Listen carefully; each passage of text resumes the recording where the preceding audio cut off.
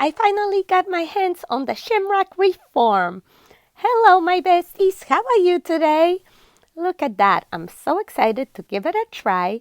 And if you like what you see, go ahead, give me a like, and consider subscribing to my channel for more creative ideas on the budget, okay?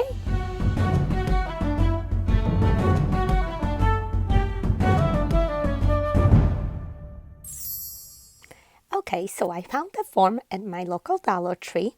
Here's a barcode if you like to look one up online.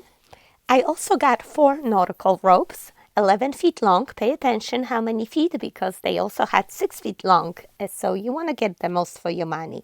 I actually wind up using 4.5 rolls. We are going to start off through the stem, over the first rail, under the second, and over the third. We are going to glue it under there, but for now we are going back with the other end. So we are going to feed it under, over, and now under. You see that? In the beginning, what takes the longest is just pulling the rope because it's long. But as you go on, the rope gets shorter and it takes less time. And you just continue weaving over, under, and so on.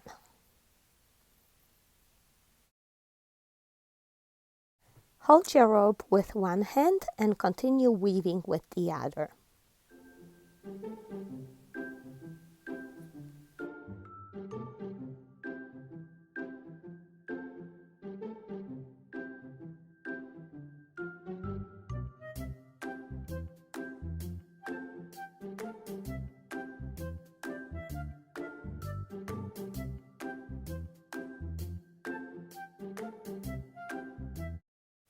And as you get towards the end of the section, you will see that there's a curve, and you still have space to fill in here, yet the section at the top ends already. So what I do is just try to squeeze one more time there.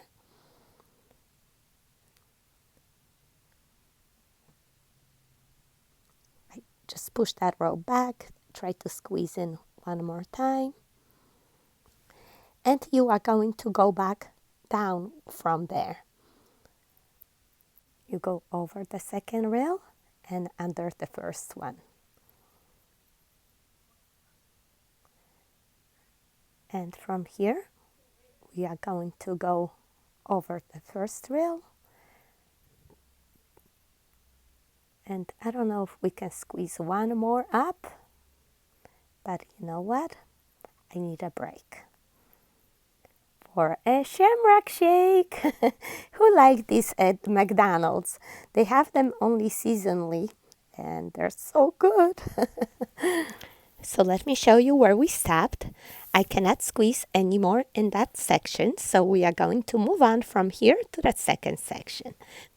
We are going to go over the second rail in the second section first, and then we are going to go under the third rail.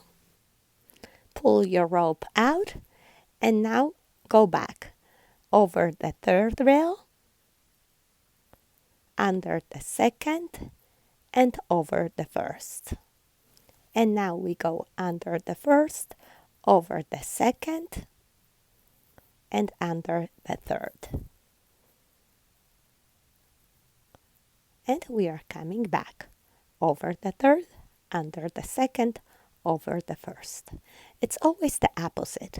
Under the first, over the second now, and under the third, and so on.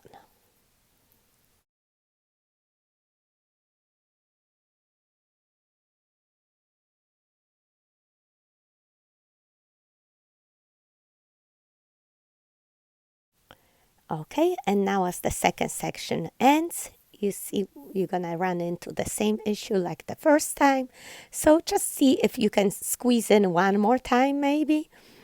And once you cannot squeeze anymore, you're just gonna go from the second section to the third and so on. I think here we can manage one more time.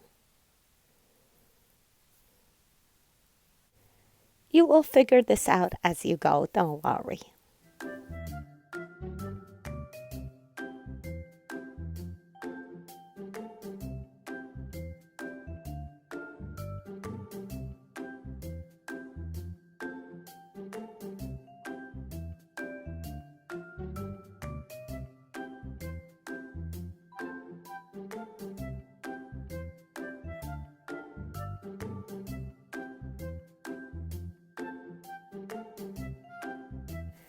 Okay, and here as my rope is ending, so let me see how much I can cover here.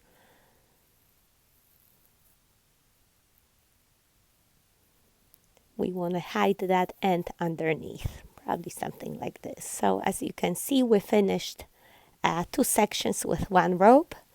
We are going to glue this underneath. Might as well glue the first end as well.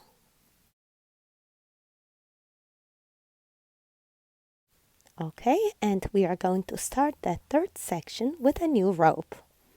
We are going to insert 1 end under, over, and under. We are going to glue it somewhere there.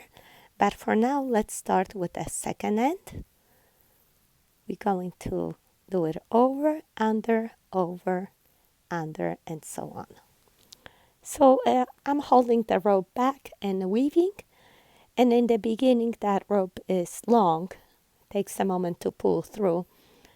But it's really not too bad. Let me just glue that end so it's going to make it easier for me.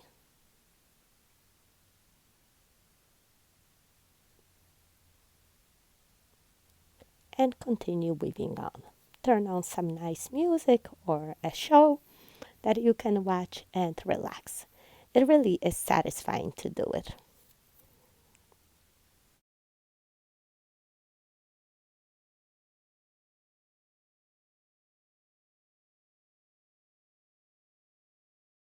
Okay, and now as the 3rd section is ending and we are reaching the end of the first leaf, you are going to have empty space on the corner like that on the inside, like you had on the outside before. And again, you squeeze in as much as you can, and then once that section fills up, you're just gonna have to jump into the next section. You will figure this out, don't worry.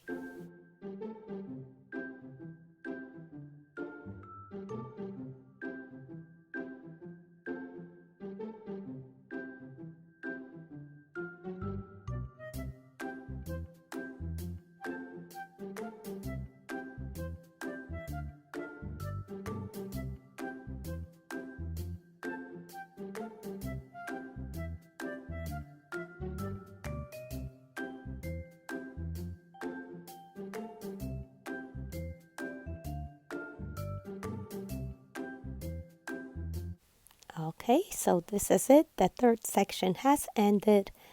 We cannot squeeze in there anymore, so we are going to jump to the 4th section now, just like this.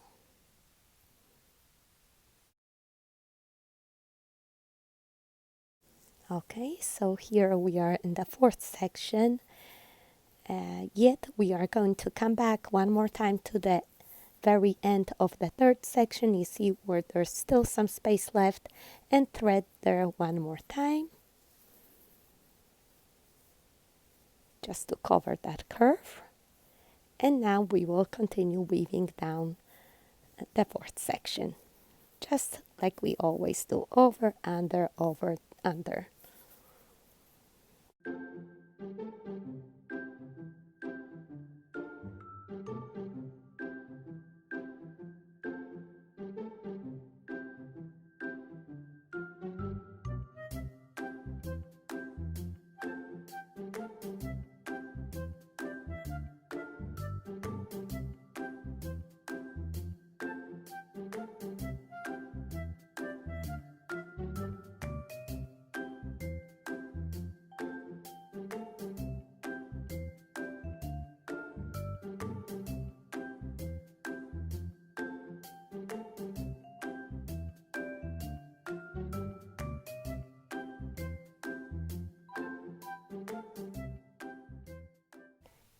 And as you can see, we continue going on.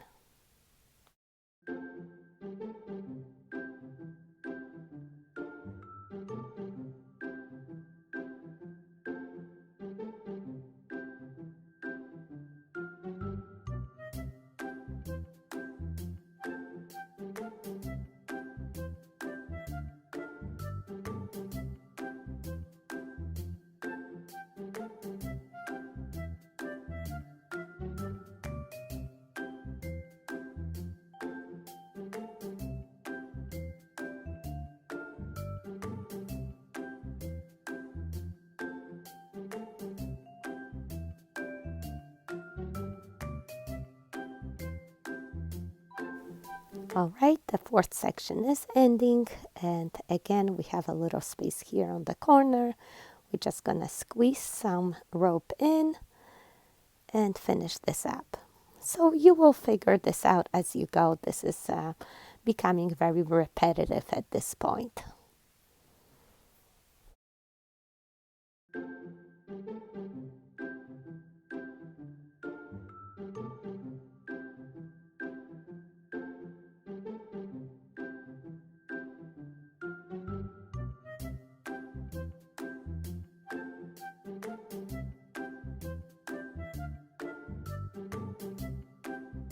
Okay, so the fourth is full. This is the section divider.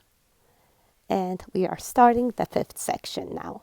And might as well finish this rope because it's ending.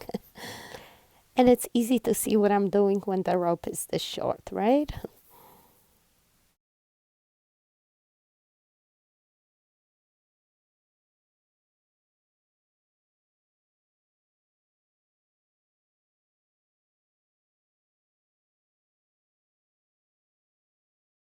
And this is going to be last time. We're gonna glue the end underneath. And isn't this funny? With 2 ropes, we got exactly half done. Look at that. So there you're gonna know that we can finish this off with 2 more, and we're gonna need a little bit extra for the stem. So here I'm starting the third rope. Let me just glue that underneath and continue weaving as we always do. And again, this is so repetitive. Maybe I could fast forward a little bit.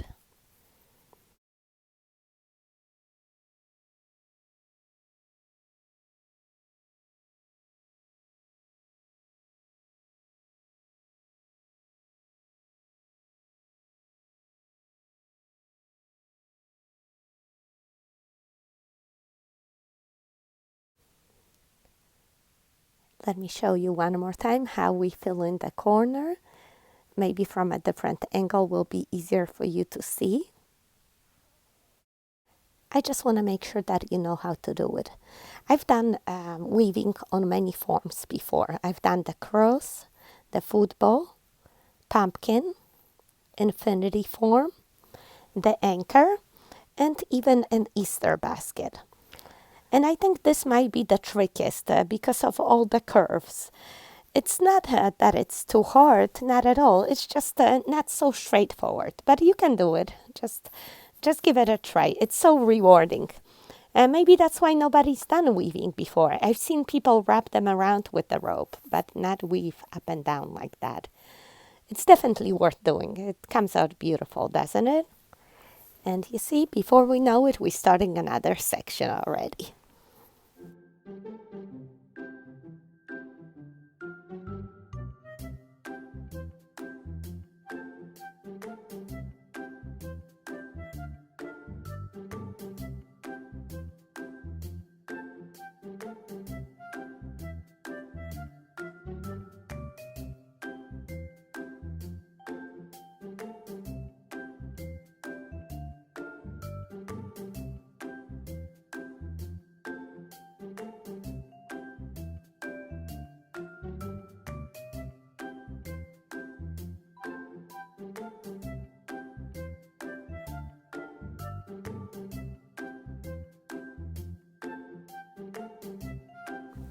And there we are, doing that corner again. Again, just squeeze in as much as you can.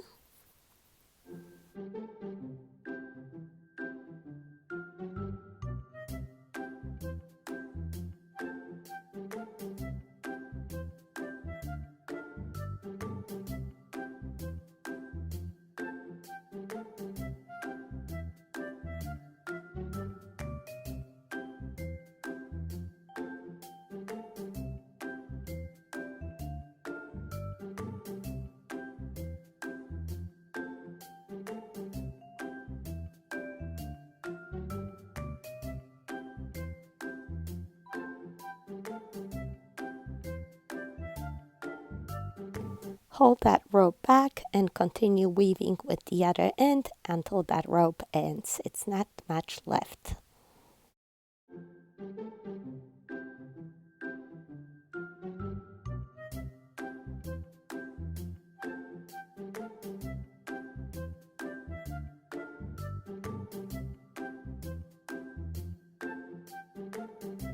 Yay! We are starting our fourth rope.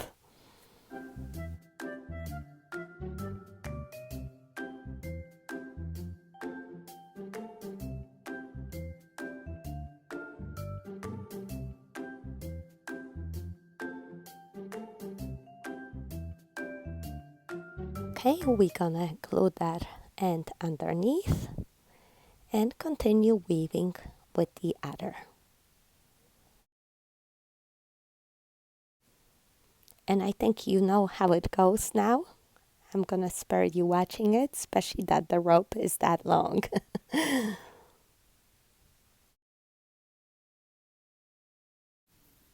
Here we're reaching the next corner.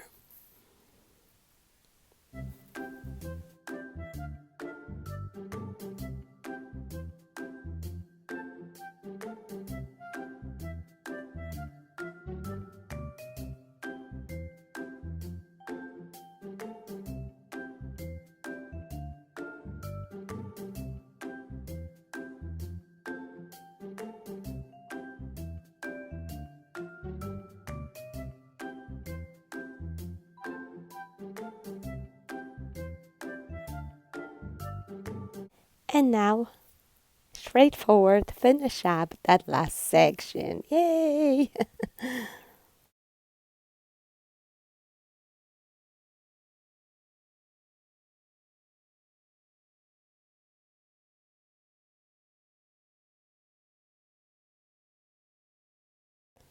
And there we are, almost done. Finish up that last corner.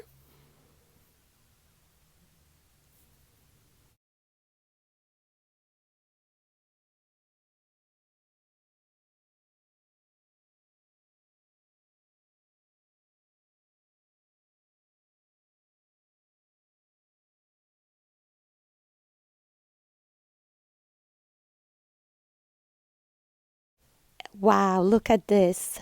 The section is ending and the rope is ending to a very last inch. Just perfect. So it takes 44 feet to do the 3 leaves. And we're gonna need a little bit extra for the stem. You know what? This wreath feels kind of heavy. Nice and chunky. Luckily, I have some extra rope from my stash. Maybe a little bit more yellow. This was original rope they put out last year. But it's gonna work, I think. Who's gonna notice? I'm gonna attach it in the center, in the back. And, I'm gonna weave the stem as well. So just grab the other end and go over the rail and under the other one and pull it through. Over, under, and so on. So easy.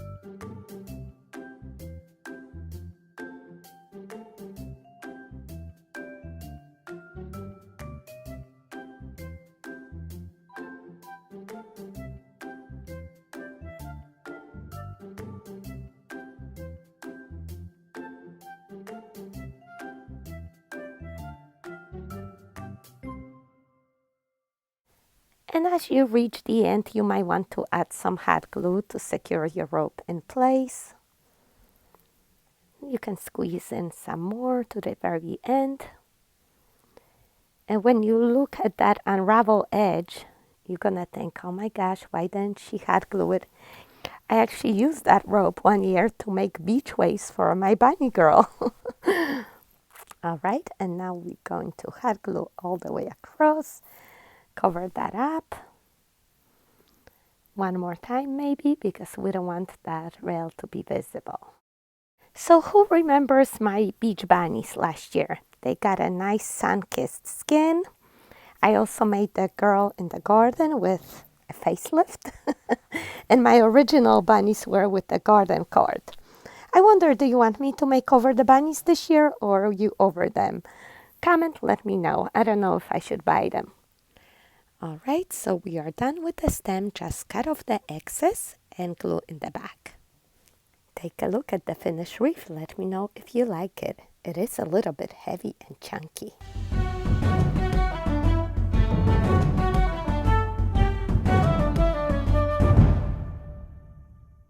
In some places, the rail might be showing, like right here.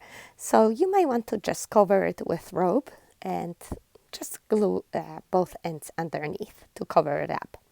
Another option would be to spray paint your form, a cream color or white, so it won't be showing. I've done that with Infinity Wreath before.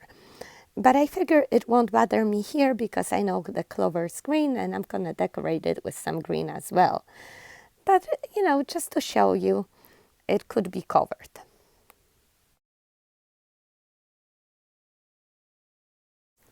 And here's the look at that Infinity Wreath form. The weave work was even different because there was an extra rail there.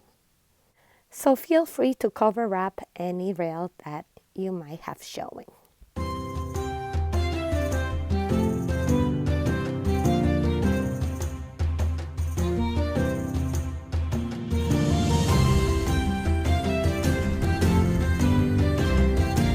All right, how are we going to decorate this baby?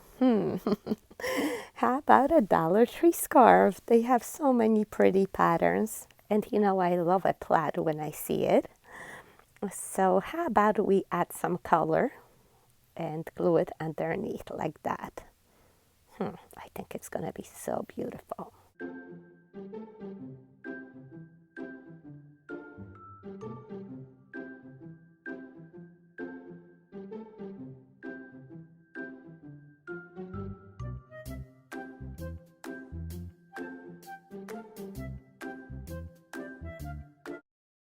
Cut off any excess, and are you ready to see it?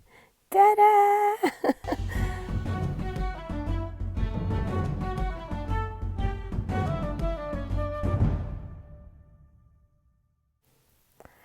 I also found this beautiful beaded garland at the Dollar Tree. Look at that nice high-end look with a large tassel and a cute little Nomi at the other end. I just love it. I think you don't need much, just tie it around your wreath and there you go.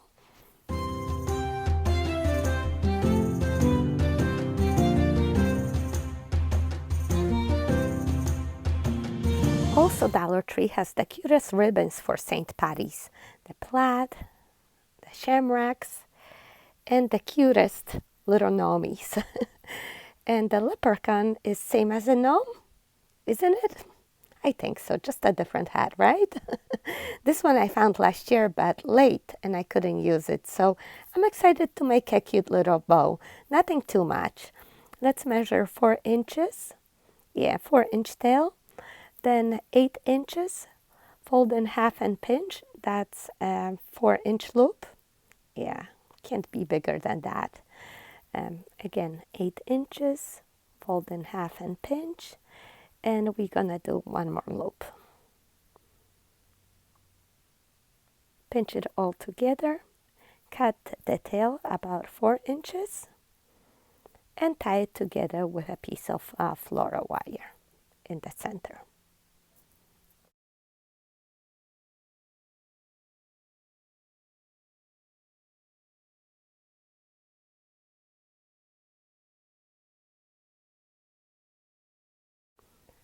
Let's see how that looks. Yeah.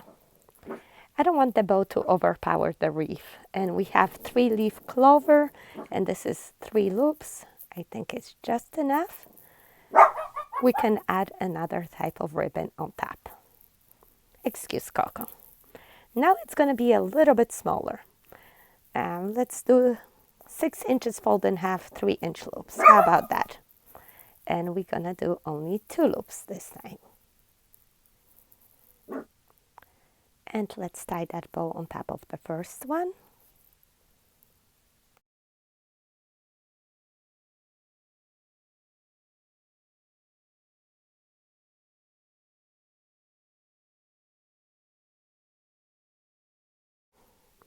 Doesn't that plaid coordinate perfectly with the scarf underneath? I think so. Sometimes things just work out. Fluff it up and let's make one more for top, okay? The cutest little gnomies, we have to add them. And normally I would make the last bow the smallest, but I really want the gnomes to be visible, so I'm just working around the pattern to make sure I see my cute little guys there. So about a 3-4 inch loop, whatever it works out, okay? And it's just one loop and 2 tails, and we're gonna tie that in the center of the bow.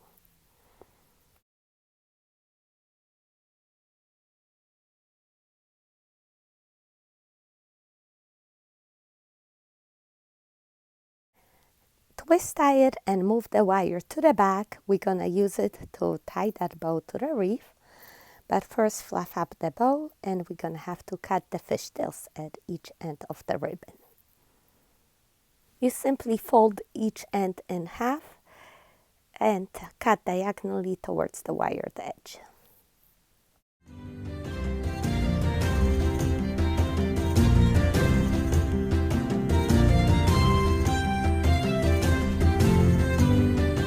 So we're going to pierce that floral wire from the back of the bow through the wreath form, and we are going to attach the bow to the wreath and tie it in the back.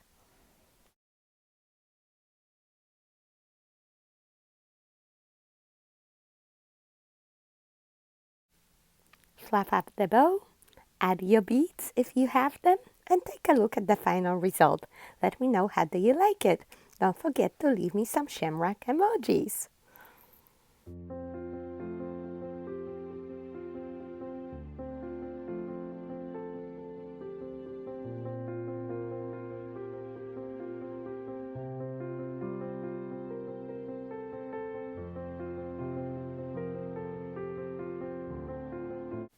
We will have to tie a wire hanger in the back, and you can add one exactly in the center in the back, or you can add it slightly to the side if you want your clover hanging sideways like that.